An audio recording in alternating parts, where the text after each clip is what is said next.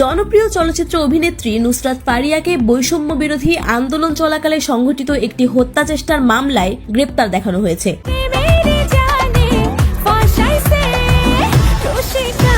সংশ্লিষ্ট সূত্রে জানা যায়, ফারিয়ার বিরুদ্ধে চলমান মামলায় হত্যা চেষ্টায় প্রত্যক্ষ বা পরোক্ষ সম্পৃক্ততার অভিযোগ রয়েছে। ঘটনার পরদিন সোমবার তাকে ঢাকার চিফ মেট্রোপলিটন ম্যাজিস্ট্রেট আদালতে হাজির করে 3 দিনের রিমান্ড চায় পুলিশ।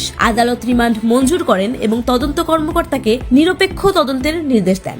প্রত্যেকটা মেয়ের মধ্যে একটা করে হাসিনা রয়েছে। ইয়াং হাসিনা আমাদের 8-10টা মেয়ের মতো। নুসরাত ফারিয়ার আইনজীবীরা আদালতে দাবি করেন, এই মামলাটি সম্পূর্ণরূপে ভিত্তিহীন ও উদ্দেশ্য প্রণোদিত। তারা বলেন, আমার মক্কেল একজন সম্মানিত শিল্পী, এই মামলায় তার কোনো সম্পৃক্ততা নেই। তিনি বরং ষড়যন্ত্রের শিকার।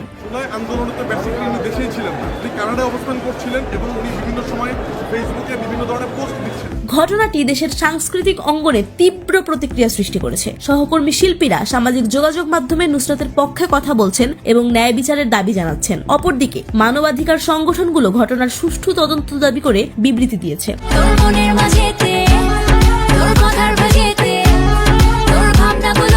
ডিবি কর্মকর্তারা জানান, মামলার তদন্ত এখনো প্রাথমিক পর্যায়ে রয়েছে। সব তথ্য যাচাই বাছাই করে তারা আইন অনুযায়ী ব্যবস্থা নেবেন। তদন্ত চলাকালীন এ বিষয়ে মন্তব্য করা থেকে বিরত থাকলেও তারা বলেন, উল্লেখযোগ্য কিছু তথ্য তাদের হাতে এসেছে। এরকম আরো আপডেট পেতে আমাদের এই ছোট্ট চ্যানেলটি সাবস্ক্রাইব করে সঙ্গেই থাকুন।